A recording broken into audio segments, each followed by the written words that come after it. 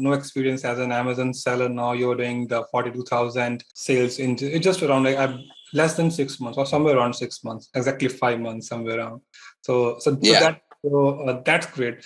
So my another question is, why drop shipping? Why not private label? Why you started with the drop shipping? That's a great question. I want to get into private label. It feels like risky. I know it's not, but it's like I have to set a lot of money aside to get product here and then ship it off to, the Amazon warehouses. Whereas like drop shipping, honestly, that is a little bit more riskier because it's like you're not supposed to do it. I did get like shut down by Amazon once, so I had to like write an appeal to them.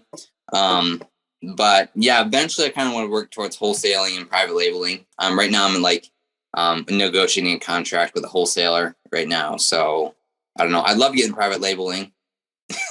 Okay.